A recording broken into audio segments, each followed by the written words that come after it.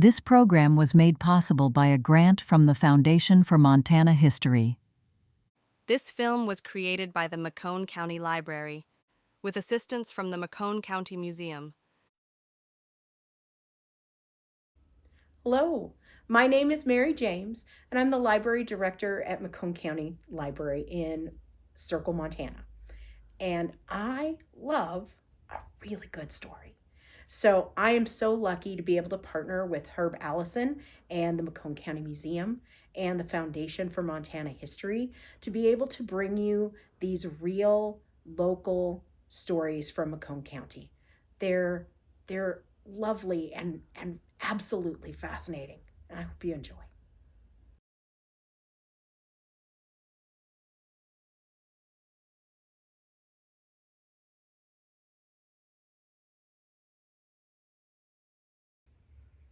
Just relax. Don't worry. It's very casual. Okay. Any mistakes or anything you're uncomfortable with, we'll just edit out. Yes. And we're here to get your story and your life and your memories about McCone County. Start in, huh? Please. Okay. My name is Alla Fredrickson. I was a Moos girl. I was born down in Watkins, and my parents were Henry and Lydia Moos. And I had a family. There was 8 of us children.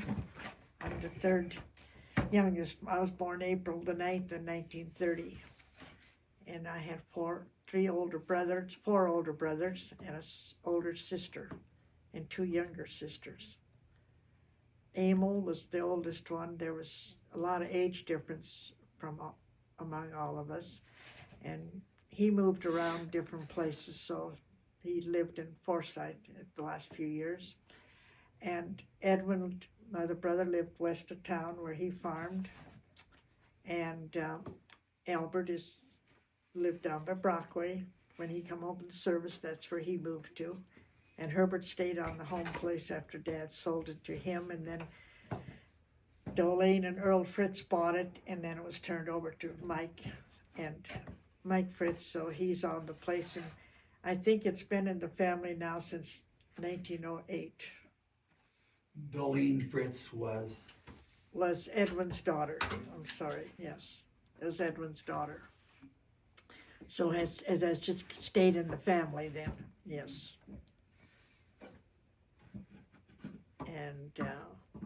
And then, of course, Albert, like I said, moved south of Brockway, and that's Jim's dad. Everybody knows Jim probably, huh? Oh, yeah. Yeah, and Herbert stayed on the farm for a while and then moved to Miles City, and then Lillian married Lawrence Rath, and they lived out south of town there, south of where we used to live, until they moved to Miles City to retire. And then I left after school, after high school. I went to Miles City and worked for a while, a couple of years. Then I moved to Casper, Wyoming, and that's where I met my first husband, and we lived there for a number of years. And he was a truck driver, so we got transferred to different towns, and we moved quite a bit. Then my other sister, Clara, lives in Alabama, and so Claire and I kind of grew up together. We was just a little over a year apart, and then we had our younger sister 6 years later, and she lived in Terry. And she had polio when she was 8 years old. And what else can I tell you now? Well, Edna Rogerson. And Edna was Edna Rogerson, yes. Terry. Mm-hmm. what are your earliest memories? My earliest memories, I can remember when my little sister was born. She was born at home, and Mrs. Harbor was the midwife, and she'd come over, and the next day Dad brought Edna in and showed her to Claire and me, and that was probably the earliest one. And then when Claire was about 3 years old and 34, she got bit by her dog real bad, and I remember that. And How old were you? I was 4. I was only 4. But that was the day they moved the church down to the location from the north down to the south part of the place there. And Dad had brought the crew over for dinner, and they had just left when Ed and Clara went out and stepped on the dog's tail to wake him up, and he startled him, and he grabbed her and bit her on the face real bad. And Mrs. Grimes, who was a nurse down at Sheep Mountain Hall area, Dad took her down there, and she cleaned it up and bandaged it, and she did really well. She had very few scars, very little, only time, once in a while, one on her face, and years to come. And so that was in 34.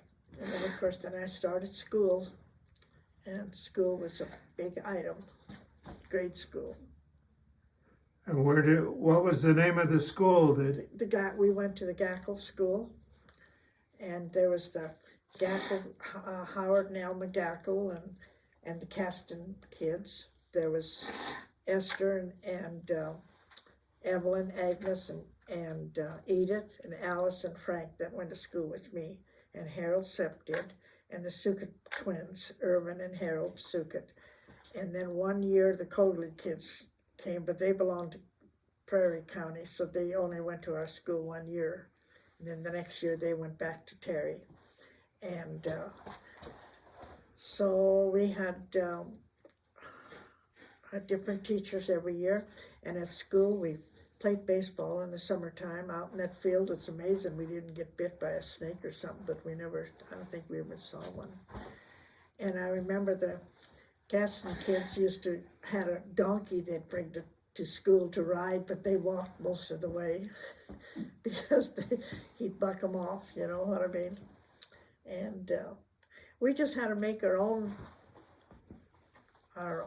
plan, whatever we did. We played games like kick the can and 3 deep in the winter, and the summer start spring we practiced a lot for running and track and things like that, and high jump and broad jump, because they had the roundup for the rural schools in Brockway, and only the rural schools were participating.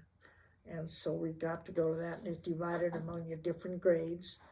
And we only had it that 1 year, and I was in the 6th grade, and I had to compete with the 7th and 8th grade girls, but I was fast, and I got first place in high jump and broad jump. I jumped 55 inches was my high jump, and a 13 on broad jump. I never will forget that.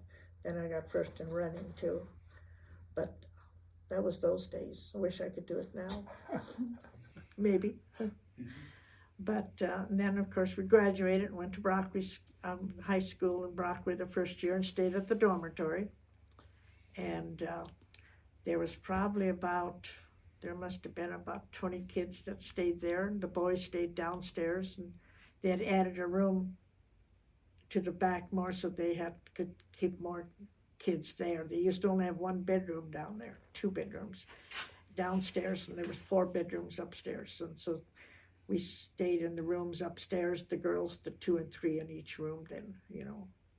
And we had to help in the kitchen and clean and scrub and all. And I don't know what the boys did. I don't think they had to do very much. I don't remember the boys scrubbing the floors or anything. They had to be doing something. I don't know. But us girls had to work, you know, in the kitchen to help Mrs. Borgen.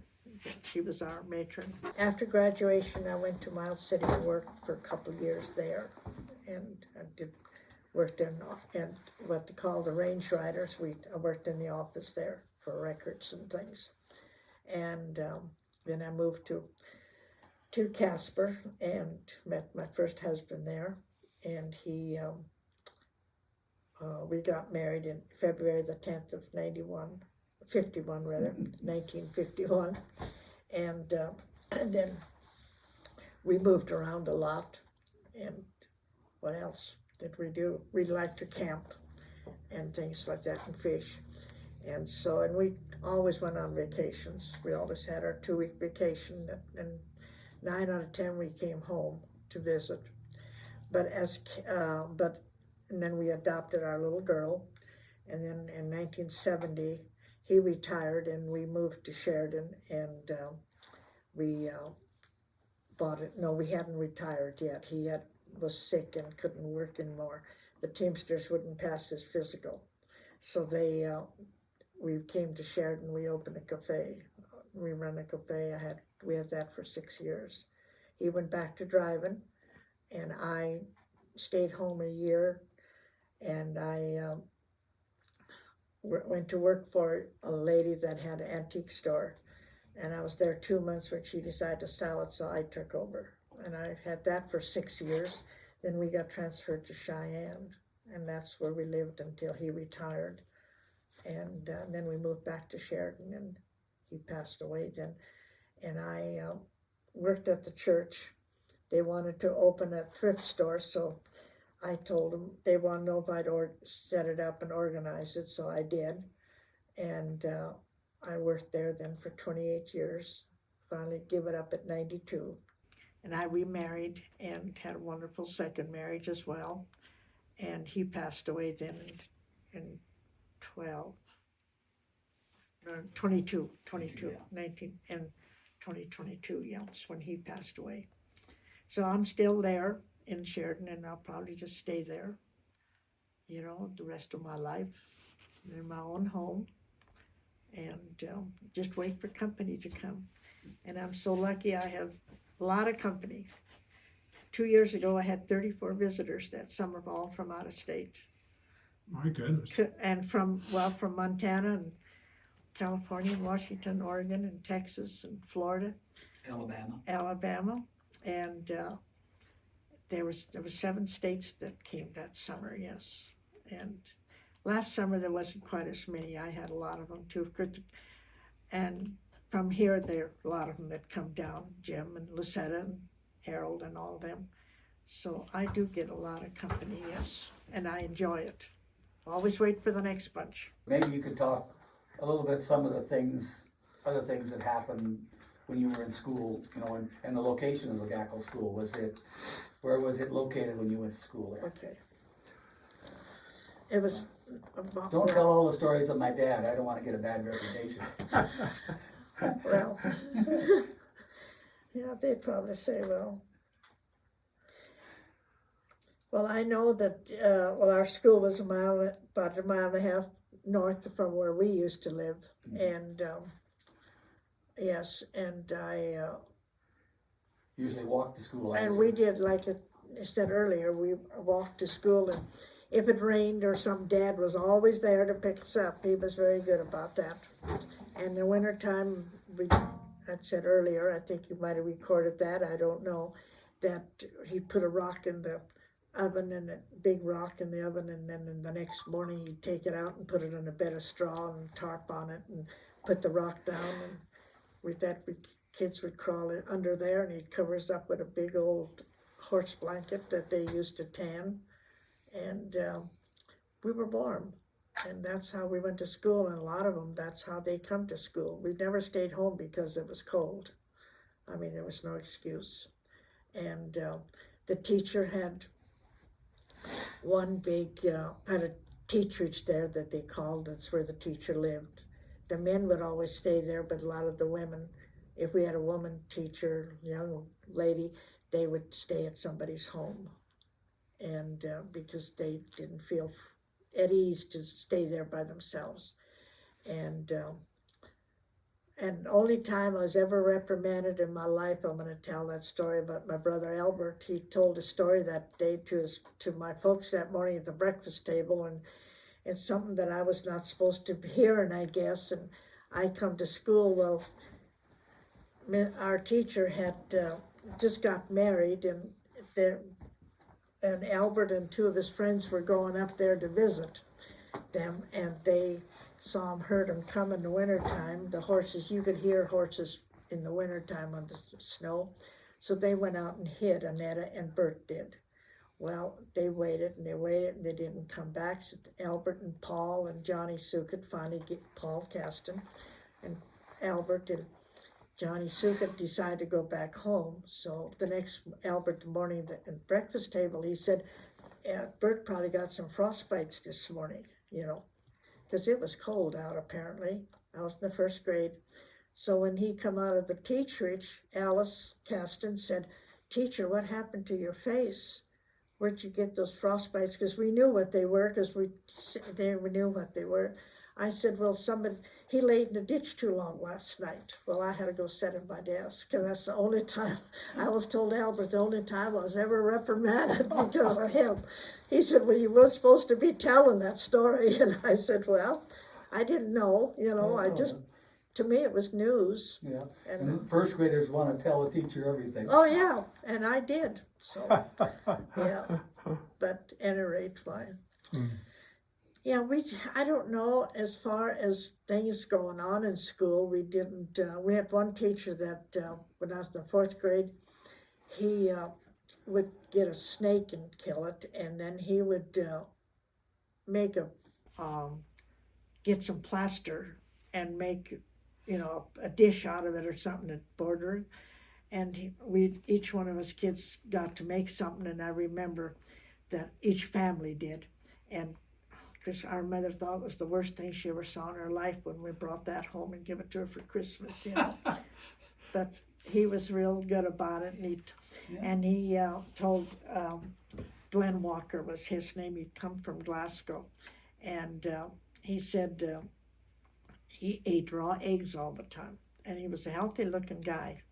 So he told anyone that could swallow a raw egg didn't have to go the last period on Friday. They could stay out and play with the rest of us, had to do artwork. Well, let me tell you, every one of us went in and did artwork because nobody could get that egg down. But after that, I don't know, our school was big and with only one teacher. You were called to class and had a long bench there, and that's where we sat. And the boys sat at one end, the girls sat at the other end. We wouldn't have thought to sit together, Your class might only lasted 10, 15 minutes with so many kids. It was from 9 till 4 is what our hour. Yeah, because she had 8 classes there. Most years was all 8 grades. And because I remember Alice Caston and I would always set up at the one end, and Harold Sepp was way down the other end, because we didn't want to be together, no. And and then we had Doris Isinger for Mrs. Dunlap was our 6th grade teacher, and Buster Dunlap's mother. And then Doris Isinger was my 7th grade teacher, and Lois Jones was my 8th grade teacher. And my 1st grade teacher was Bert Kurtz. And then the 2nd one was Carl Johnson, 3rd one was Spencer Davis, and the 4th one was Glenn Walker, and my 5th one was Evelyn Erlinson, and then Doris, and then Mrs. Dunlap, and then Doris Isinger, and Lois Jones. I don't think I've ever talked to anybody that has such good memory. Oh, man. Oh, wow. How do you remember all that? Well, I told you. And my freshman year in Brock, we only had 2 teachers, Mrs. Stewart and Mrs. Cliff Borgen. I don't remember what was her first, Georgianne, I think was her first name. We only had 2 teachers in the whole high school. And then of course they closed and we went to Circle. And I still remember quite a few from Circle, but not as many because there was more of them, but yeah, school was always pretty important to me, and I liked it, you know what I mean? I think that was the main thing, yes. We always had a lot of fun, we got along good, there was never, arguments about anything, and at that time, the county, or I don't know, it was like a welfare thing, that they would send lunches, to send food down to the schools. And maybe one week we might get peas, and that's all we got. And the next week might be plums or canned plums or peaches. And then the teacher would have one of the students, usually it was Alice and I, that got to go and get it ready and dish it up. And that was quite an honor if you got to do that. And when Glenn Walker was there, he'd always got the peas out, We had, he put Now, a this lot was of in grade school. grade school, Yes, and he okay. had a lot of, he liked to put a lot of pepper in it, and I think to this day I like my peas with a lot of pepper, you know. And the one year we had grapefruit when Spencer Davis was there, and we had a lot, this was all at grade school, yes. I never ate at the cafeterias in high school, never, well, we didn't have a cafeteria then, you know, except we stayed in the dormitory, and of course we had lunch there, but in high school we always went home, or I'd run down to the cafe and help work if they were busy. I'd get my meal that way. You're doing such a good job. I hardly have to ask any Well, questions. all right, now you ask me questions. Now Well, you can ask me. how some- about some, just memories of, Okay. like I said, Emma was the oldest and left, and he never went to high school, did he? No. Edwin Edwin went to high school. graduated in 35. Albert never went. Albert, I don't know if you graduated I don't know if you ever got out of the 8th grade or not. Didn't have time. No time for that. And Lillian didn't get to go because she had to stay home because my mother was sick so much, and she never got to go. Then Herbert went to Terry the first year, and the last 2 years he went to Brockway, but I don't think he finished. I don't think he went back his senior year. And then I graduated in Circle, and Claire graduated in Terry, and so did. And then Edna took off and got married. She didn't graduate, and then she got her GED. You know, she got that. But there was only a few of us that graduated from high school. Mm-hmm. So, explain why the children lived at the school, The dormitory in the Brockway. dormitory. Oh, well, because they were all country kids. They all lived out in the country. See, Brockway was 18 miles from us, and the Wolf kids and Heights came there, and Gackle kids, and the Larson boys were there. And let's see, who else was in the... And the county roads weren't much You know, the better. roads were, in the wintertime, there was no way they could have. But still, we went home every weekend that we'd go, but that's where everybody stayed. If they were country, they didn't drive back and forth like they do now. And there was no buses.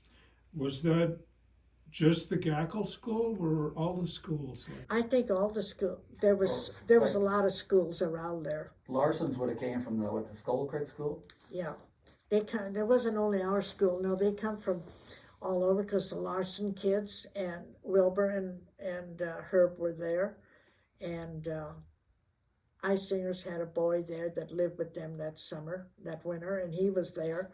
And the Peabody kids, they come and they live way south from where you do. Southeast of Brockway. Yeah, so they come from the whole area around Brockway. That if they were, apparently there must have been a boundary line, otherwise they went to Circle, I suppose. I don't know, but there wasn't that many kids in Brockway that went to school there that lived at home then, you know. There was only 15 high school kids. And there was always a lot of grade school kids. Did the folks need help on the farm? No. Everybody did their own. We never had a hired man, never did.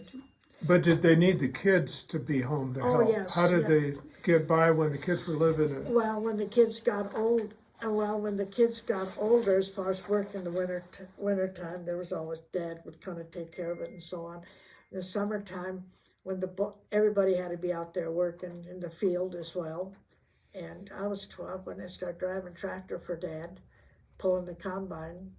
And I remember telling Dad he'd come home, he'd be so tired working in the field all day. And I said, how can you be tired? You've been sitting there all day. Well, when I went to drive tractor, I could never tell him I was tired. Ella doesn't get tired because there isn't such a thing, you know. And I was only 12, and we was one of the first ones to have a combine in the area. So Dad combined for quite a few people around there for wolves. And then we even went over to where Jim was raised, Albert's place, that my older brother Emil was living there at the time. Went over and combined his crop. And then we stopped at Brockway and Mr. Polk's. Mr. Polk had some land. They owned the hotel and cafe there, and we combined for him. And then on the way home, Johnny Beaver, who run the post office, he saw Dad, and well, he was not a big farmer, but he had some 2 combines, so we did that till we got home, you know. So did you have chores? Oh, yes, everybody had chores. Tell me about your chores. We had to get up in the morning, help milk cows and feed all the calves. And then we raised bum lambs every year. And it was always our job to feed the chickens and gather the eggs and get wood in the house. And we just had to cook. We had to do everything. I mean, do whatever was needed. We didn't know just to sit. And we always raised a big garden, and Mother we had a pump right near the house there, and that's how we had to pump by hand to keep the barrel full so the hose would run, because Mom, and that always had to be filled. I know at branding time, we always had to make sure that was kept that running pretty good, because the beer was in there. When the guys would come for lunch, they got a bottle of beer before they ate lunch after branding, you know. But, and we always had to go out and help hoe the garden. And we always raised a big garden, you know what I mean? That we didn't know what it was. We never said no. You know, if something had to be done, you just did it. Did most of your food come from the garden and Yes. the cattle or whatever? We never killed a beef, and why, I don't know. We always had pork, and we always had a lot of poultry, and so we always had that. We hardly ever bought meat unless it was bologna or stuff like that, you know, and maybe a roast once in a while. That Mother would make soup out of it. We never just roasted it. She'd make a big pot of soup out of it. And, you know. I can remember then during of course at wartime, they had the war stamps. Everything was rationed. The food, every child and the parents were given a book for stamps, and each one was allowed so many. And our stamp book was always so filled, and because we didn't buy the canned or the meat, the canned goods.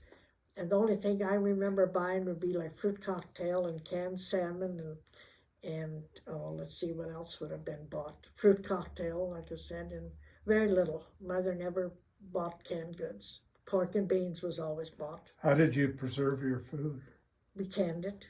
We canned everything, and then the pickles were put in a great big crock or barrel, and we had dill pickles all winter long. And Mother would always put watermelons down there, because a lot of people probably never heard of pickled watermelons, but remember you had them. They were wonderful. They were so good. Rinds. Yeah. No, we didn't eat the rind. You ate the pink meat. Yeah, it was very good. Yes. Yeah, that was so good, yes. A lot of people never heard of it when you tell them about it. What did you pickle the watermelon in? Vinegar? Vinegar and water. No, I don't think Mother ever put vinegar in our pickles. It was just water, and it just fermented. Interesting. And Dad had a room that he shut off down there, so it stayed cool. It had because the furnace was in the basement too. So in our house, because we had it's a big house out there. How did you heat the furnace? Coal? It was all coal. It was a floor furnace. I mean, furnace was we had registers. Who took care of the coal and stoking the furnace? Dad, that was Dad's job. Us kids never got to touch the stove. That was Dad's. Where'd you get the coal? We got the coal from Bill Still's dad, and I don't know, Jones, and I think they were neighbors. And it was up toward the south of Watkins. They had a mine there, and I think that's where they got the coal from, as far as I know. Would your folks mine it themselves or buy it from somebody? I think Steele's and Jones and them, and I think they mined it, and they just went and had it loaded up there then. And we'd always fill the basement up. Downstairs we had a big place there for the coal, and then Dad always used one stall in the barn that he filled up to make sure we didn't run out of coal in the wintertime.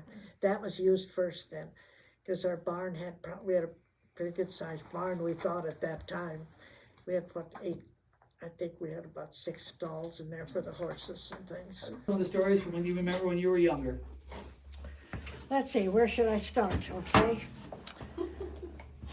Well, being a big family, you know, there was always something to do, and somebody thought of something.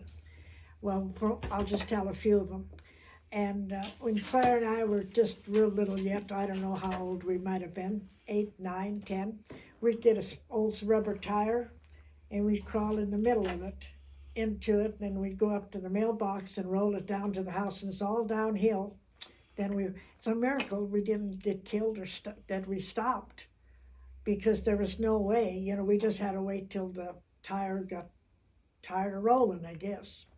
But it was always a lot of fun to get in that old tire, and here we come, you know, down that hill. And then I gotta tell you what about Albert. Albert Moos and my brother Herbert. My dad had taken Albert to Terry. He come home in an old Model T with no top and no doors on it. So he parked it there, and my brother Herbert wanted a ride. So he said, well, get in, I'll give you a ride. So Herb got in, and Albert took off and made a quick U-turn, and he went one direction, and Herbert just rolled right up, down, out of it. And it's a miracle he didn't break a bone or something. He broke his arm. Hey, what? I thought he broke his arm. No, not that time. No, not that. Okay, No. that was a horse. Yeah, that was a horse or something. Okay, Yeah. I'm sorry. But, you know, it was a miracle that he didn't get hurt. He could have very well, because he rolled quite a ways. Yes. And so Albert was not we always said Albert was not my mother's favorite for a few minutes there, like he always thought he was. Oh, You yeah. know, he always thought he was Mom's favorite, him and his sister Clara. They're the only two who had black hair, and my mother did. So they always thought they were mother's favorites because they both had black hair. The rest of us were all kind of redheads like my dad, reddish hair. And let's see what other one.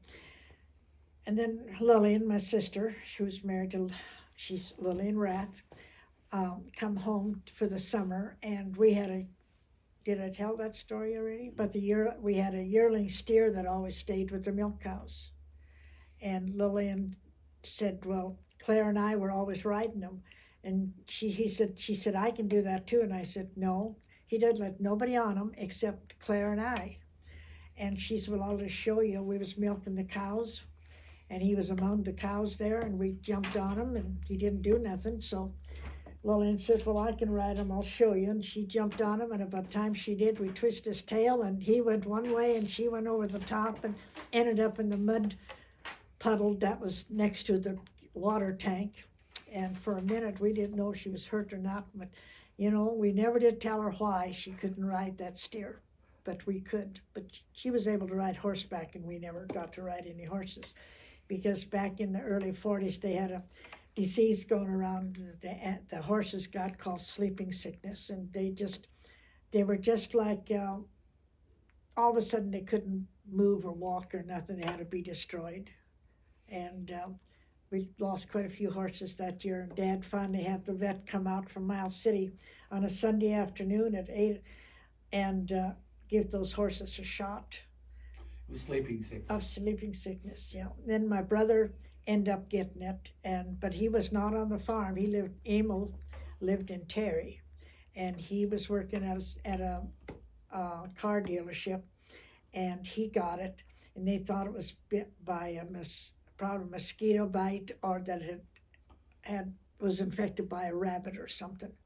And he was in the hospital about 2 or 3 months there, and he couldn't walk. His fever was up to 107, and they finally got it down, but it affected his mind. It was not the same Emil that it always was. And because when he come out, then he walked like a little child learning to walk and all. But he got over it good and went back to work and everything. And so we didn't have, and then my little sister and younger sister, Edna Rogerson, that lived in Terry later on, she ended up with polio. So they were the two that had the most serious sicknesses. And she and they thought they treated her to start with for kidney infection. At that time, there wasn't no cases of polio around there. And she was in the hospital, oh my goodness, I think about 3 months. And she was the same way. And they started out with penicillin. She had 55 penicillin shots.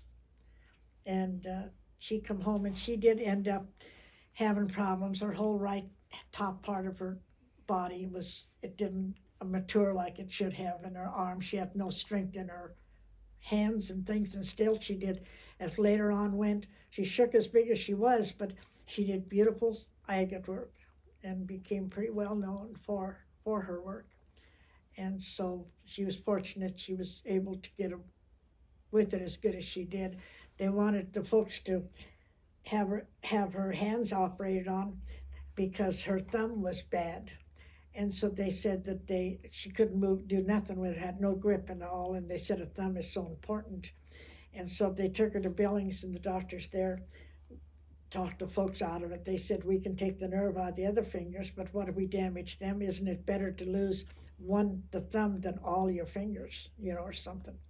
So then she spent 8 weeks at the Shodair Hospital in Helena. She was 8 years old at that time. And she come back home, and she was supposed to learn how to play the piano, and she could play already, and we had one. The doctor said that was good therapy for her hands. So she was our pianist. She played for dances and stuff when she was 12, 13, 14 years old, everything by ear.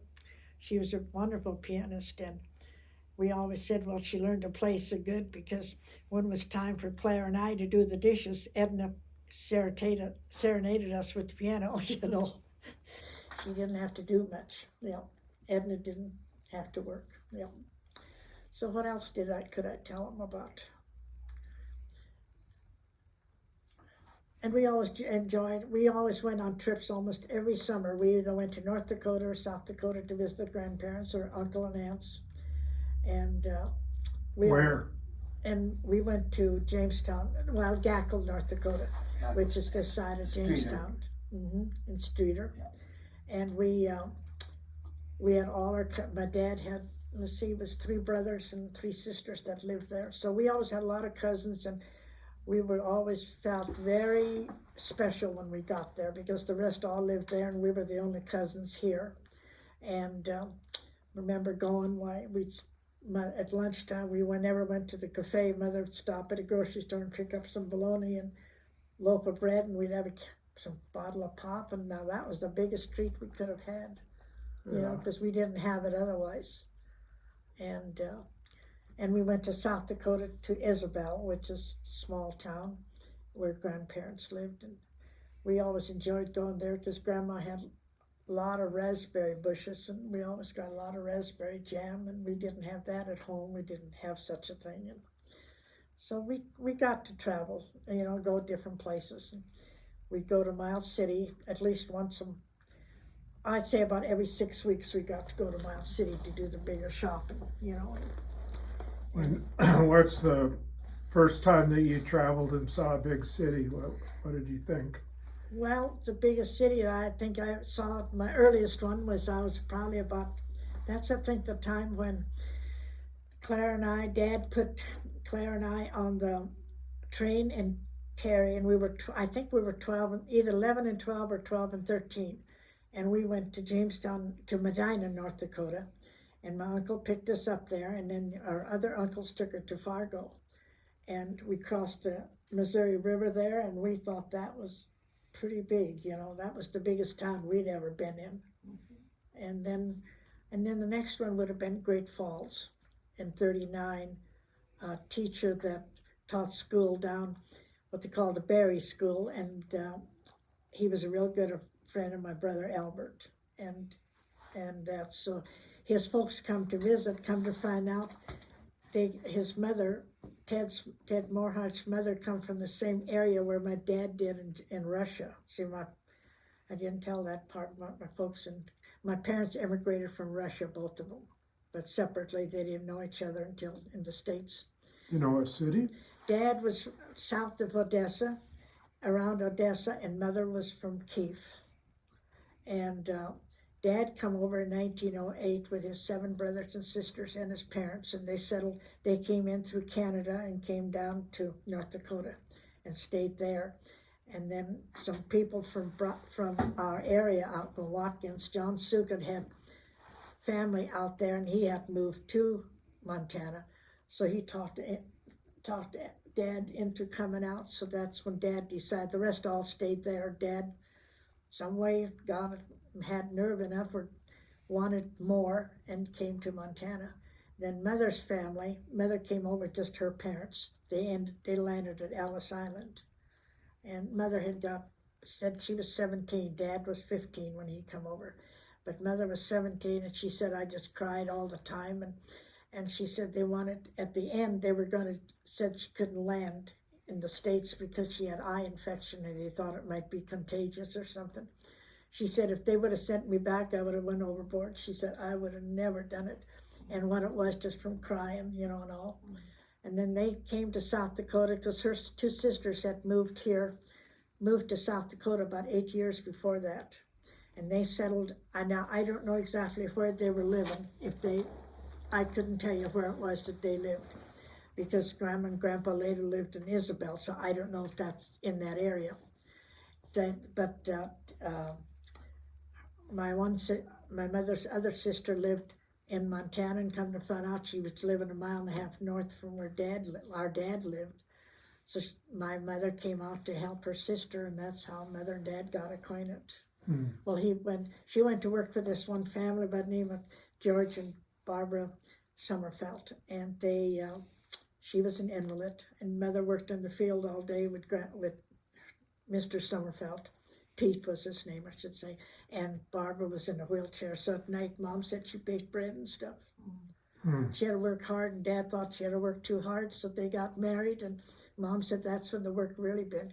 That's when she found out what hard work was, When your family came out, what language did they speak? It's German. Everything was German. Started school. I could talk English by then a little bit because the older ones had learned to talk, but the Emil and Edwin couldn't talk any English at all, and so they had the teacher boarded and roomed with the folks to kind of help them, teach them a little bit. But my folks learned to talk English, but they talked German to us all the time. They talked to somebody that didn't speak English yet, German. They could visit with them, but the older kids all talked German with the folks, but Clara and Edna and I never did. I don't ever remember talking German to the folks. How did they get by speaking German? Did your neighbors speak? The whole neighborhood was German.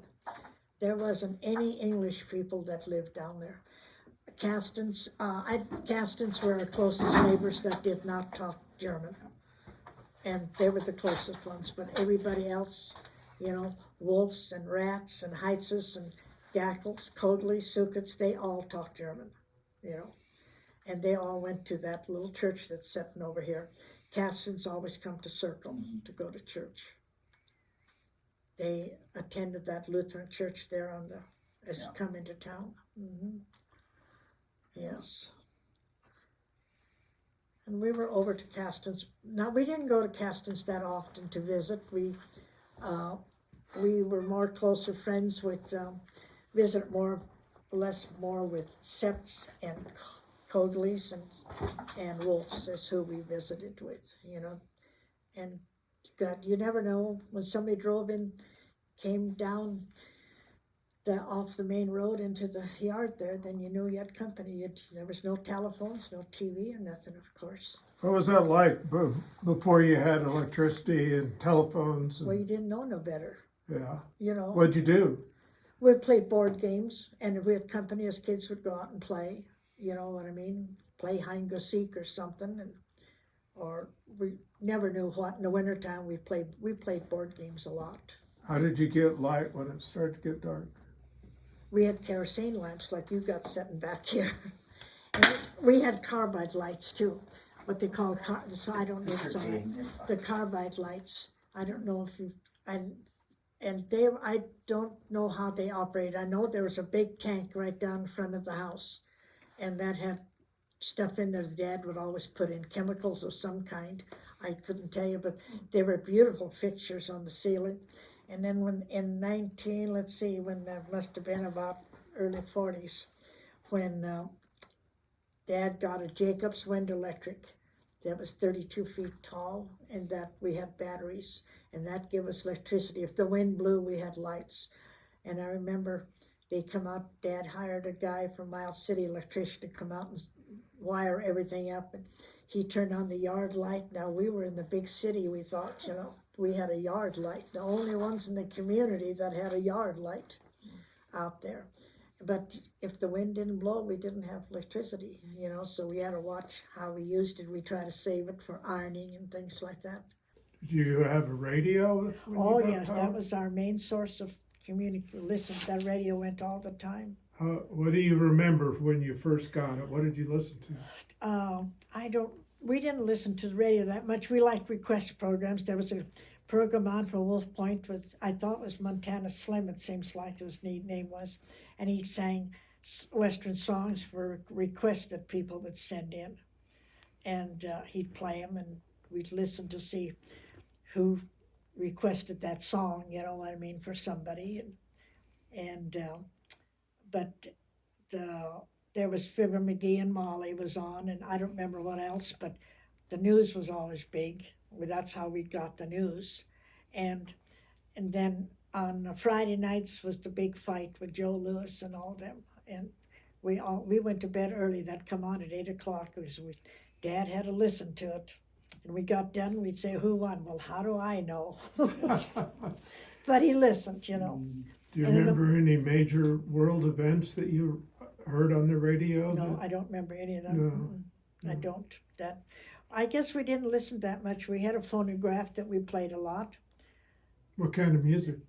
We would play the old westerns. That's all we knew. I guess we didn't know no different, you know. You remember what artists? Oh, like Jane Autry and some of them. I couldn't tell you what else. And then Albert, my brother, he played the guitar a lot, and he was always upstairs singing, and we listened to him. And we told him, we finally put a register from the bedrooms upstairs down into the living room and the kitchen. So we said it was so loud that Albert would go up there to sing and play, and we'd shut the register so we didn't have to hear him. Let them get cold. And he got cold. Yeah, he got cold because he didn't have no heat up there. Yeah. We all had musical talent. Did you play together? Or- No, none of us played together. Emil played the piano a little bit. Edwin could play, and Edwin played the old pipe, the old organ, and he played the harmonica. Didn't Grandma play the? And Grandma, Not the ukulele, but. well, you know, she never did play around there. Oh. Now, I got a picture of my mother when she was 15, that in Russia, in Kiev yet. Mandolin, that's what I mean. And she played that. It looked like well, it was not really a mandolin. I don't know, it's a strange looking. Balalaika? Yeah, it was a string a Russian- instrument, yeah. Okay. So she must have played it. I don't know. I don't remember her ever saying. But it was an instrument from Yeah. Russia. Yeah, Huh. but she didn't bring it with her. That stayed. And Lillian, my sister Lillian, played the piano. But Emil and Herbert and Claire never played anything. Then Edna was great at the piano, yes. So there was always quite a bit of music going on, yeah. So for entertainment, did you go to community dances or concerts or No. nothing? We never went to nothing. There was no concerts that I ever knew of. No? No. Until we went to high school, that, you know, then of course there was the different dances around we'd go. But So what did till you the do 8th grade, then in high school? well, there was in high school, well, let's see, we had our carnivals at school like most of them do, and plays and the musical programs. And that was about it that we did, you know. What about fairs, rodeos? We didn't have that. I didn't see a rodeo until, I think it was probably when I was in high school. You know, we didn't have them out. We never went to a rodeo. Did you ever come to the theater in Circle? Not until I went to school here. Yeah. The only time I'd ever seen any kind of a movie at a theater was that, I think it was John Deere or somebody put on a program at Christmas time, and Dad wanted to go, and there was more advertisement, and they did they must have had some kind of a little show. I don't remember, but that's the first time. And Dad took Claire and me with him, and we got to see that. And we weren't very old yet, but I couldn't tell you what was showing. There's an ad for that in one of the old banners. Yeah, I thought I think it was John Deere. I'm not sure which. It was Yeah, some there was one advert. for John Deere. Was it? Okay, it was, and I always, because I'm so direction turned and circle, would you believe that? But I always thought the theater what we went to was on that side of the street. It was in the opposite. With the theater that when I went to school was as you come into town, made a left-hand turn across from the Wooden Nickel. That's where the theater was. Was it the Princess or the? I don't remember what we. It was just a theater. I don't think it. I don't know if we called it a name or not. Yeah. So do you remember any crazy weather like blizzards or tornadoes or? We had bad weather. We never had tornadoes. We never had them up here. We had bad snowstorms, yes. And I know we went into Terry to see. It was Edna had polio, and we went to the hospital to see her. And it was Herbert and my brother Herbert Moos, and my sister Lillian Rath, and I and Clara London. We went to Terry to visit Edna. And coming home, we run into a snowstorm, and about halfway in between, there were what was their names now? They lived. We went up the hill, and we got stuck. Raymond Jonas. Raymond Jonas's, and we got stuck, and they heard us, and they come up to get us, and we spent the night there. And all they had was sheep, and they didn't have much. I mean, they provided us with wonderful. They fixed. She had a big pot of stew on of some kind and some homemade bread and gave us a bed to sleep in. And the next morning they went up and shoveled the car out so we could go home. And there was no way to call home and say, this is where we are, because there was no phones, nobody. We didn't have telephones out in the country till 50, I think. I was gone already. I never had no phones out. We lived on the farm. Yeah, we didn't get them in Brockway till around 60, I would say. I think it was right after I think it was about 50 after I left there, late 40s, something like that. But there just wasn't anything, and so people they visited a lot. I think everybody went to see somebody, and a lot of times you might have two families over and maybe nobody, but people did get out and visit, and more so they do now because they stay home now. Did you go to Sheep Mountain Hall? Mm-hmm. Tell me about that. We went to Sheep Mountain Hall. I only remember one time that we were there, and they had a revival, a church revival, and it was on a Sunday afternoon, and I don't remember who was doing anything else, but there was a kid there by the name of Lenz. His dad was George Lenz that lived out here at Lindsay, and I don't remember what the guy's name was anymore. His son, or maybe it was a nephew or somebody. It was a Lenz anyway, and they were singing "Shall We Gather at the River," and he was up there in chalk, and had a big board up there, and he drew that picture with colored chalk with the river and the trees and the people and stuff, and I can still remember that. And later on, we moved to Sheridan, Wyoming, and we found out he lived there, and I got to meet him. And I don't remember how he was related to George now. I don't remember, but he was a wonderful artist. But he never carried on with it. They owned a motel there then, but Sheep Mountain was pretty special there for a while. Went down and picked chokecherries all the time. There was a lot of chokecherries down there. We always had a lot of wild ducks that would come in, and Dad we always had some good dinners. Ducks? And wild ducks. Where was the water? Dad had 3 dams right on all sides of the house, of the farm. One was right on the farm, and one was about just north a little ways, and the other one was about a half a mile east. So we always had water in if some years they dried up, but very, very some. There was always enough water in a hole someplace that there was always ducks there all summer long. Didn't your dad build dams and dikes? Isn't that? Yeah, they built them with the horses and the Yeah. tumblebugs, they called them. Yes, and then when Dad, in fact, it was in the Circle Banner when they had the 50 and 100-year-old news in there. It was in there about Dad building that dam, the last one that he had built, the one east of the house there. And then he put an irrigation, he went and put a pipe up in there, and that he could lift it up and open that pipe up so he could water downstream. It was about, I think it was only about 13 acres that's how far you get the water to go, because the water wasn't strong enough, you know.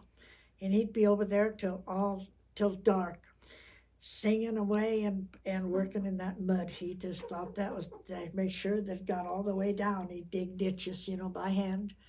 And Mother would send Claire and I to look for him, because all of us, it was getting dark, and here he'd come with a shovel on over his shoulder and just singing away, you know. What was he singing? Henry, my dad. Yeah, what was he singing? I don't know his old German songs, Okay. you know. Don't ask me what the names were, because I wouldn't know, yeah. But they're probably the old hymns from the church, because that's all they knew, you know. I still got those books, you know, you give me some of them, and I got Dad, and I do have to focus, my dad's old Bible that he brought over from Germany, from Russia rather. See, my grandparents, my folks I should say, their parents, my grandparents Dad's parents lived in Germany, and Russia had promised wanted people to come to Russia, and they promised them some land, and very prosperous and all. And when they got there, so a lot of people immigrated to Russia for that. When they got there, they changed rulers, and it changed. They had nothing. And what my dad did over there, we don't know, because Dad never talked about it. Never would. That's as far as we knew. Dad went to the 3rd grade, and that was it. But Mother now, where her folks were always in Russia, I don't know. But that's where she was raised. And Grandpa worked in a flour mill. And Mother said, and she would, I don't know what, she was there, she said a lot of the women as well, the young women, boys and girls, they worked in the fields. And at lunchtime, she said we'd come home from work, and the woman had a big pan sitting in the middle of the table, and she'd have bread in there, and then she'd put milk over the top of that, and everybody took a spoon and ate out of that bowl. And my mother would never ate a piece of bread with gravy on it, because she said I couldn't eat that. I'd grab a piece of dry bread before it got soaked up, and that's what she ate for lunch then. The people ate from a common bowl? Common bowls. Well, that was just for the helpers. And there were some rich people there, like anywhere, the mayor and so on, that were a little upstanding. And Mother said that, and Mother went to school over there until they left. And it was, the only thing they were taught was the Bible. Mom didn't have no arithmetic at all, it was just the Bible. She said, we went to church on Sunday, and he'd open the hymn book and say, we're singing hymn 122. If nobody knew it, by next week we knew it by heart, because that's what they had to learn. Mother knew her Bible backwards. I mean, she knew it. But Dad was better at math. Mother couldn't do math, never did really learn it, but Dad could figure it out. And she said that she had the same teacher the whole time she went to school. And then years later, one night the doorbell rang, and it was her friend that she went to school with over in Russia. She was the mayor's daughter. Oh my God. And her parents got so poor that they went over to Germany, and they immigrated through a church into North Dakota, to Fargo. And when they got to Fargo, they went their son had already immigrated into Canada, so he came down to meet him and get him situated. And he took them to church. They just picked out a church, and probably a congregation or Lutheran. I'm sure it was Lutheran. And so their son asked the minister if he knew anybody that could talk German, because his folks couldn't talk English. Now this was back in the 20s, you know, and so on. So he said, yes, I know of a family that does talk German. So, and it ended up being my dad. It was my dad's sister that he introduced him to. So they got to talking, and pretty soon she kept talking. This girl, I don't remember what her first name was. I can't tell you. But she kept talking about Lydia all the time, and finally my aunt Maggie said, "Well, I've got a sister-in-law by the name of Lydia," and she said, "But she lives in Montana." She said, "Yeah, that's where she went," and here it was her. And so they called their son back up in Canada, and he came down and brought him out and visited with Mom. Got to see Mom and Dad. And then she called Mr. Kogley up, Jake Kogley. You know, Jake Kogley went to school with our mother in Germany, in Russia. I did not know that. Yeah, well, he did, and she called him up, and he come over and said, "They had quite a visit then." And but this lady would want to say, by then she was probably 60, something like that, 65. And Mom said she just cried and cried. And he did too. And they said, "Well, why?" And they said, "Because you have so much now and I have nothing." And Mom said, she said, "I sat and thought about it, I didn't say anything." But after they left, then Mr. Kogley said, "Well, I really don't know how to explain it." But he said, "I thought, well, how does this feel? That's how we felt when we lived with you, among you. We didn't have anything. You were the rich one. They had." Mom said she had never had nothing to do with her class of people, because Mom and they were poor people, But I said, how they you talk and you get to find out a lot of things, that just by accident. But they didn't stay in the United States. They didn't like it. They went back to Germany.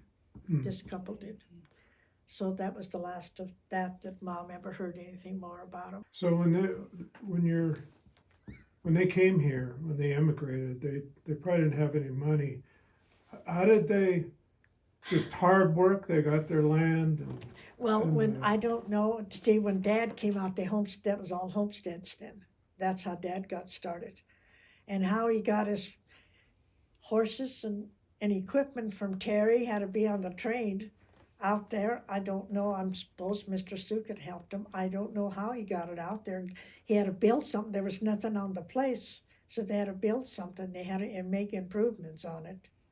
And of course, from then on, Dad kept adding on and buying this and being able to get a little bit more. And he was not a real big, farmer. I don't know just how many acres that Dad had there, but it was always comfortable. We had a good living. Crops were, good, pretty good. Unless the grasshoppers come in, they'd get them. But one Sunday afternoon, we were sitting there, and all of a sudden sun was out bright, and all of a sudden it got dark, and just almost like dusk, and you could hear the grasshoppers coming. And by the next day, everything was the garden and everything was just ate up. They were just thick, and they got the whole crop. Dad, we had no crop that year. Wow. And hail was the same way. They got hailed out. The hailstorms would hit, and you never knew when. What did those grasshoppers sound like when they were coming? It was just like a how shall I say it? Just like a buzz. It was loud, and they flapped their wings or something. And there's a noise. I can't explain it. But we never had that many after that. But I remember Dad spreading poison. He had made up this little deal there that he put a barrel and put a fan on the bottom, more or less. The wheel would turn, and he put it on like a little buggy, and then as he pulled that way, it would turn and spread the poison to get rid of some of them. There was no crop at all that year. Were there any community jobs that people did, like branding time or sheep shearing time? Well, I think in later years, we had no sheep in our area. There was no sheep. Henlands and John Slinkers, I shouldn't say that. John Slinkers was, maybe about how far were they from our place? 7, 8 miles? Yeah. And they were the closest ones with any sheep. But I don't remember anybody, there was 2 or 3 families that always would get together to help with branding or butchering and that. But the rest of the time, they always did it themselves. You know what I mean? I know Mr. Kogley or Mr. Sukett would always come down to help with butchering. I remember that. Mr. Kogley always made all the best German sausage in the area. He always had to make the sausage. But other than that, Then we had to smoke it, you know. And a couple of years, the smokehouse got a little too hot and burnt down, and all the sausage was down in the Oh, hole. no. My Albert did that at his house too. Yeah, Burned up the whole, yeah. all the sausage in the little building they were. You know, it looked like an outside toilet, really. That's what it Yeah, looked like. yeah. And then they'd put dug up a pit down below, and that's where the wood was. You only wanted it to smoke and not be fire, really. And then, but sometimes it would take off and wake up, Suppose and if the grease dropped down there, it'd yeah, start and it burning. lit it up, Yeah. and away it went. Hmm. Yep. So are holidays an important part of your childhood? The only thing was Christmas. Yeah. Easter was always pretty much too, but Tell me about your Christmas. Christmas we always had. Christmas Eve was a light supper because we always got ready to go to church. Like I told you, we had a Christmas program.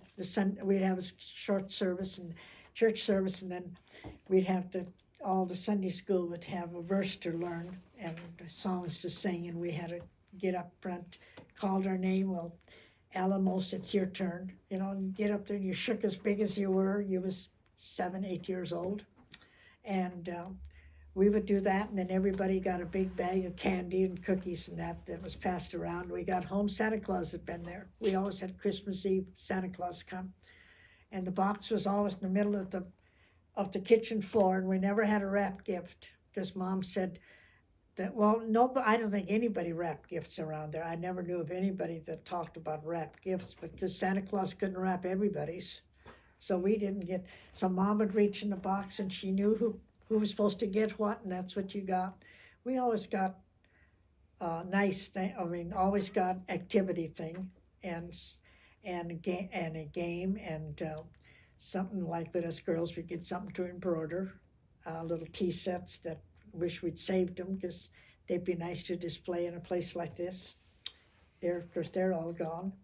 And I'd always get a little xylophone or some little musical thing. And we always got some clothes. And we always had, everybody got a board game because we were great for board games. We liked to play checkers and marbles and all that, dominoes. Next morning, then Mom would always get out a whole bunch more nuts and candy and things, and that's when they found the mother had always went ahead and bought the things ahead of time, you know, for Christmas, and was never brought out nothing until Christmas Eve. Well, she went in there and she come back out and she said, we must have had a mouse or something in that box because they ate all the crackers, but they left the box. Well, my sister Claire and I got in there and we ate all the crackers, but we were so dumb yet we didn't take the box with us. You were Well, the Mom mice. probably would have never even missed that box had we left, if we had taken the box, but we didn't. We left the empty box there, so she knew she knew it was us. She just laughed. They didn't say nothing. They laughed about it. Animal crackers. And I haven't ate one since then. I don't even like them. I don't know why I ate them. I guess I thought it ever, because we weren't supposed to. That's probably why I ate them. But Christmas was always, we always had a new dress to wear. And we went to church, and the first thing we get so excited. At Easter time, the same way. Those 2 times, everybody, all the girls got a new dress to wear. And at Easter time was always a new bonnet. And everybody got dressed up, and we couldn't wait to get to church to see what they got, you know.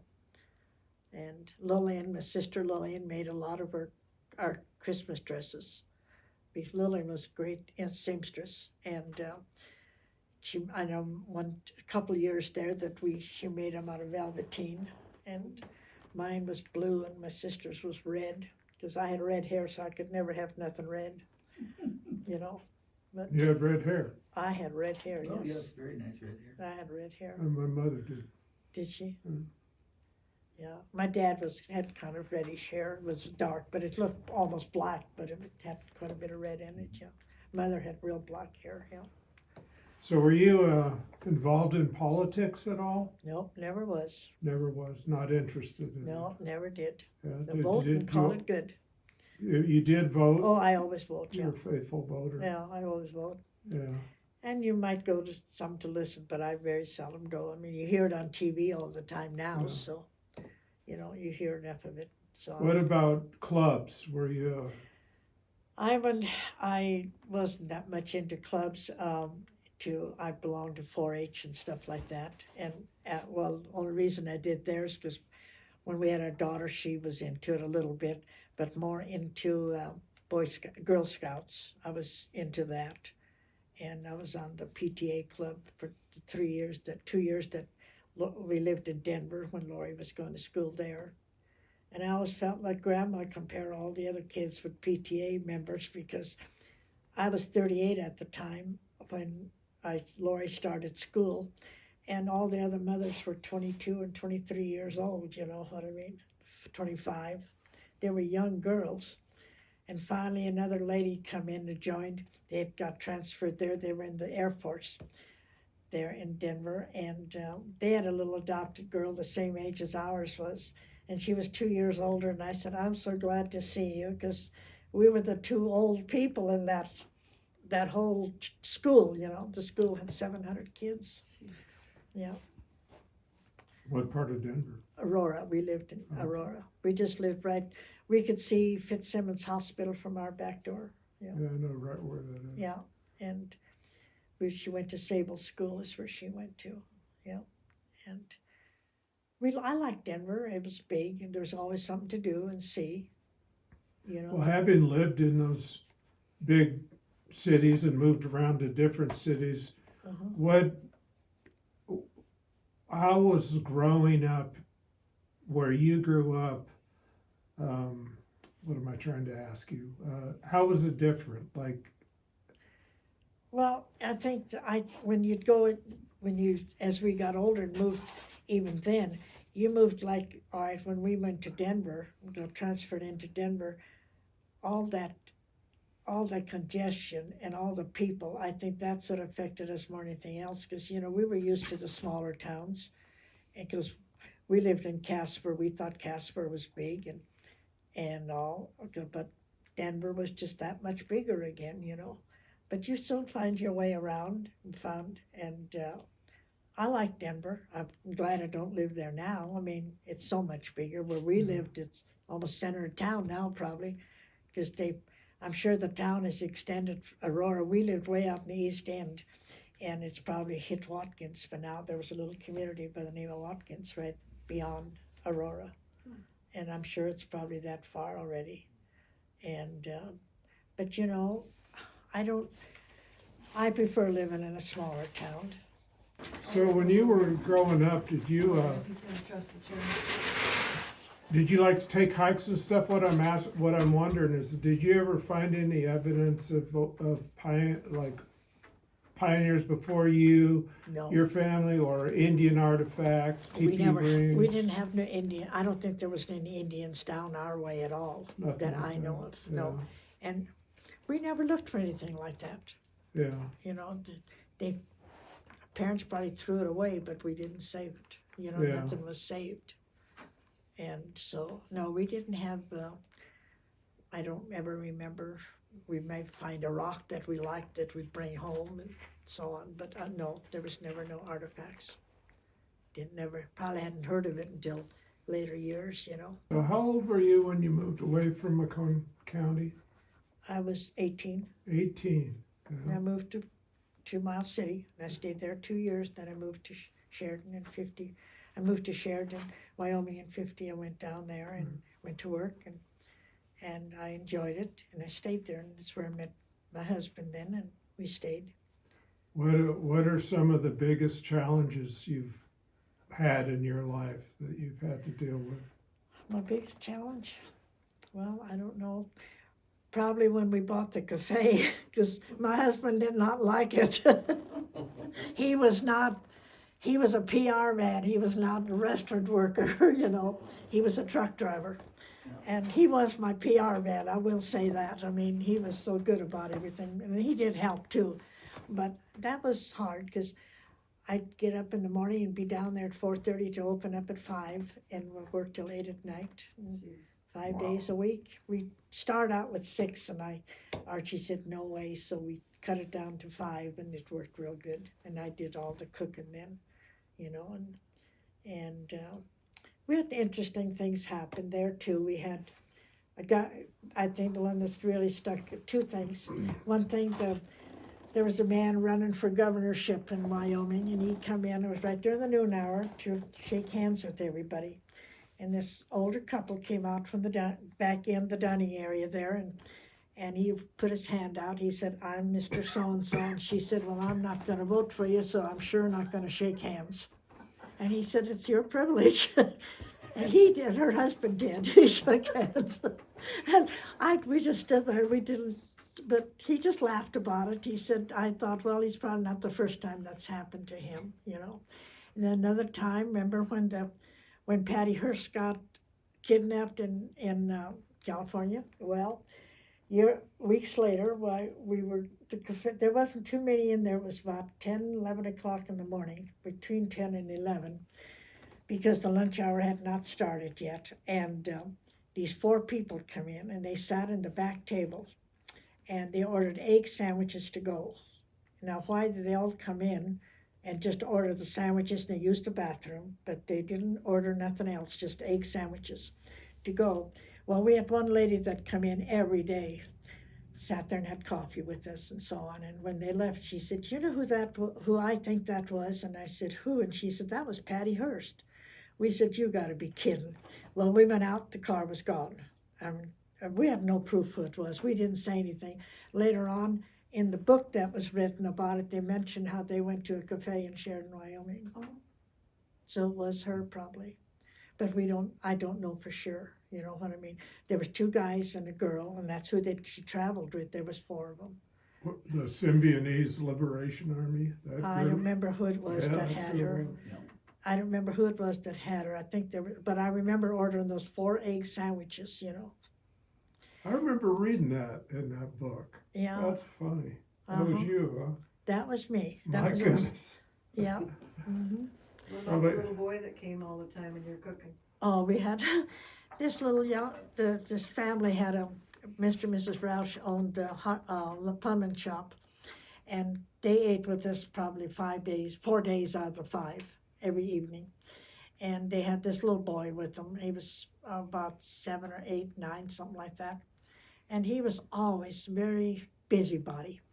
But one day, well, 2 things. One day he come in, he told the waitress he had a prize for her, a present. And she said, "What you bring me?" And he said, "It's in my pocket." And Orla, my waitress, said, "Well, I don't reach into a little boy's pocket. You show me." Pulled it out, and it was a little garter snake. And I thought, if he wouldn't be living today. Well, here about 3 weeks ago, I was down to the senior center for lunch and played bingo. And a woman came over and sat with us. We got to talking, and she said, I didn't know her, and she said her name was Roush. And I said, well, I knew Clarence and Arlene and all. And I said, their boy. I said, is he still around? She said, well, she knew who they were and all. I said, he's still around? She said, yeah. He comes in here a lot, this kid did. Well, so pretty soon she left, and pretty soon here she comes with him. And I got to see him for the first time since 70, when we sold the cafe in 76, and he's 64 years old now. And I got a big hug from him, and I said, yeah. I said, are you still so ornery? And he said, you know, I remember coming into the cafe all the time. And I said, yeah. And one night I made a lot of Mexican food, and he'd order that a lot. But that night he'd come in. Well, I had mixed food. He said, but had made chow mein, and he ordered it. He come to the window and he said, you know, Ella, you're not a bad cook for being Mexican Chinese. So I told him about that, and he said, I said that. So when he left, he gave me a big hug. He was just tickled, you know, to think that I'd remember him more. He didn't remember me. That he remembered coming to the cafe, but didn't know who I was, you know. But made a lot of friends through all them. Very much, really, I enjoyed all of them. And there's still some around, not that many anymore. Every once in a while, some come in from Billings and they'll ask about us, but it's always Archie they ask for, because that's who. I was just the cook. Archie was a wonderful, PR. entertaining person. He was a PR man. Yeah. He always said, I love the old ladies and the little babies. That was Yeah, smile that was and his. laugh, yeah. Yeah. And he could talk to anybody. I mean, he visited. We had quite a bit of Indian trade. He'd visit with them, and one day the family came out and paid the bill, and the bill was whatever. And so he turned around and he said to Archie, he said, "Can I borrow $20?" And Archie said, "Yeah." So he gave it to him, and after we sold the cafe, one day Archie come home and the old Indian man was sitting on the porch waiting for Archie. They told him where we lived and gave Archie's $20 back. And so Archie shook his hand and told him thank you. And he said, "Could I get $10 today?" So Archie lost $10, but he thought it was worth the trip. It was nice of him to come back and acknowledge that he had borrowed it, you know.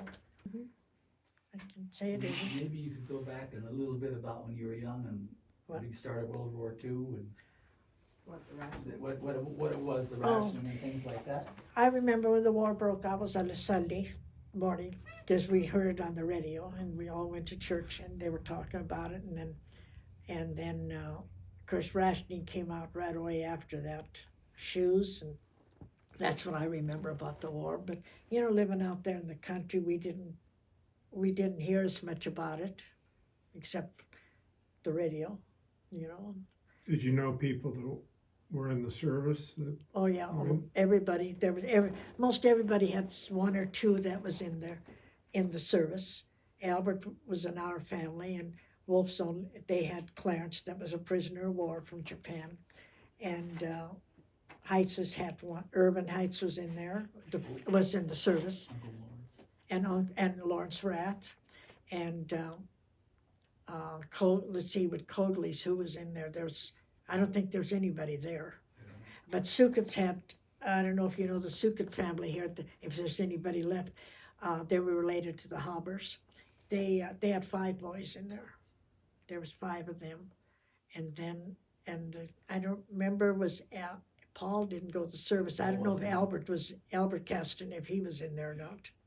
I don't know. Who else was in our, Albert Gackle was there, was in David this. Schlinker, And David Slinker, yeah. There was, everybody had at least, Bill Hagelin. yeah, everybody had more or less at least 1 or 2 that was in there. But I think after, that was just before that one ship that was bombed and sunk, that had those 5 brothers on there that was in the Navy. And then I think they kind of wouldn't let that many be together after that. But they were in there, but they were separated. They were separated. Gone. And because I know some of the Suket boys were over in Africa, and some were in the other end of the country. How did they get home? They come into California and then by train? How did Albert get all the way Albert across? came to Miles City, and he must have sent a telegram or something. Don't ask me how they found out that he was in Miles City such and such a time. So Herbert went down and got Lillian and Harold and took them to Miles City to pick up Albert. And but so I couldn't tell you. I mean, and we had the email. We had our mail was called the V-mail, and that was always opened by everybody was reading it, because there was only so much information you could give out in case the enemy got a hold of that mail. And because stamps were very cheap then, 3 cents, penny per postcard. Airmail, you always sent your mail by airmail. It was 6 cents. But if you wanted to get there a little faster, but still you hesitated. That was 3 cents more than what the regular letter cost. We used airmail very little, you know. We only got mail twice a week, unless you went up to Watkins Post Office and picked it up yourself. And Mr. Sept, George Sept, was our mailman for all the years that I was out there. He was the only one that we had. He did it for years, and then Paul Caston took over after that. But Mr. Sept had it. And in the wintertime, he'd go do it by sleigh, and he'd make the rounds to our place, and then he'd stop there and spend the night, put up the horses and spent the night, and then go back to Watkins the next day. Well, still 8 miles up there. did he live in the post office there? No, he lived away from, well, gee, how far is Do Sept you know from? where Larry Sepp lives. Yeah. That's All right, the- that was his place, that was his dad's place. That's, his grandma, Someone lived in that post office. yeah, Beavers. Okay. Johnny and Ella Beaver lived there in the post office. They were always there. But Seps lived where, or his name Larry, I didn't know who lived on the home place. So he had to go from home to post office. It's a little ways over there.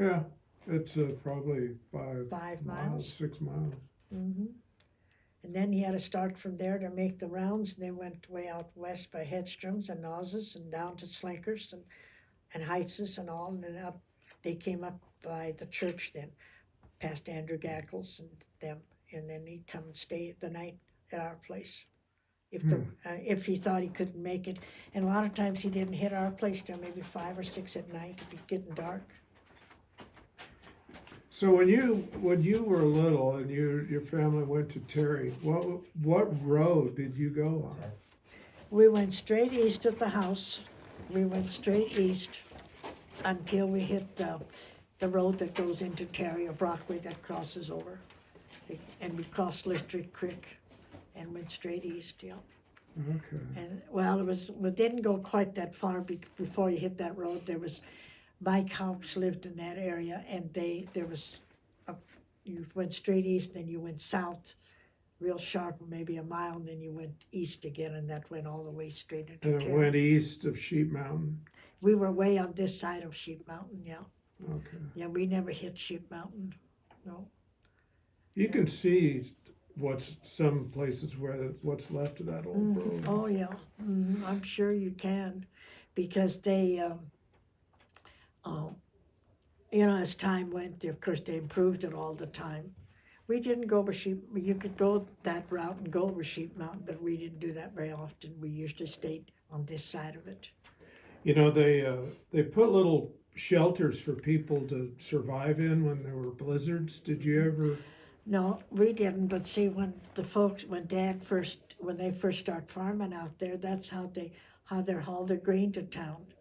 And a bunch of the farmers would get together on Monday morning and leave, and then they about halfway into Terry, there was a shed there of some kind, a dwelling, not much to speak of, but it was shelter, and they'd stop there so their horses could rest, and they'd sleep in the bedrolls. And Did it then have a name? No. No. And it was near that road where Orlando, there's Orlando, I think is the name, that it comes this direction toward Brockway. There's a road there, and it was close to where that was. Did you ever, your family ever have to have a doctor come out there for an emergency or anything? Never did. Never happened. Not in my time, no. I don't. What about I don't- childbirth? What was that like? Well, they had a midwife there, and that's who took care of all the ladies, I guess. If I'm not wrong, I think I was born in the hospital. I'm not quite sure, because I think Mom said that I was, because Mom said I had a lot of problems as a kid. And maybe that's why I grew getting so old now, you know. But I Wasn't the midnight midwife's name Natty Grimes or something like that? Nettie Grimes? Now, I don't know about her, but I know Mrs. Hauber was a midwife, and because she was there when Edna was born. Now, I don't know about anybody else. Well, I do want to ask what, for young people that are looking at this, if it's on YouTube or whatever, what advice would you give them? I would say go out after your dream. If you got something you want to do, go look for it and do it. Don't give up, because there's always tomorrow, most of the time. You know, because in a lot of times you give up and just stay put and don't, and you're sorry afterwards. I'm not sorry that I left Circle, and moved to down to Sheridan and all, and because I would have missed out on my first marriage. I would have missed out on my husband. Wouldn't have found him, you know what I mean? No, but really, I think you should always go. Don't hold back. If you can do it, if you want to do something, do your best. There's always a way, you know. Do it while you can. Is there anything in your life that you would go back and do it differently if you had to do it over again? I don't think I would. I was happy with my life.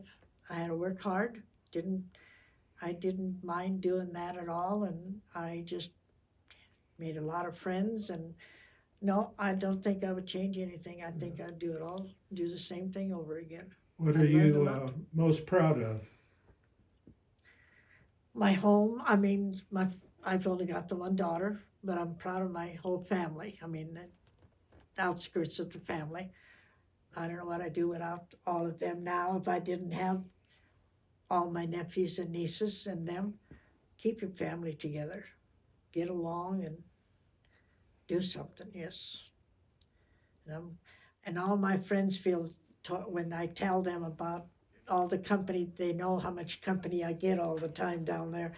And I get talked about a lot down among my friends. Just like the other day when I told them that Jim Moos was going to come and get me, and we're coming up here and doing this and whatnot. And they said, he's coming that many miles just for those few days. And I didn't tell them then that Jim Moos come down last September. My daughter come from Salem, Oregon, and my nephew was here from Redding, California. And so he came down, had lunch with us, and left again. Now that's quite a few miles to go for lunch. I'll say, yeah. It was a really good lunch. Yeah, and people, people that have families there that they don't visit, or because they're there, they don't see each other. That happens. But they think how nice it is that everybody comes to see me all the time. And That's I said, wonderful. well, that way, why, yeah. I said, do it while you can. But I always think, we should have talked more with our parents about their past than what we did. Because, I guess never thought the time would come. Maybe that's right. I think we all feel that way. Yeah. So talk. I always tell everybody, tell everything that you know. Even if you don't, maybe if it shouldn't be told, but tell it, Well, now's your chance. What else do you have to tell us? Yeah, I don't have nothing else left.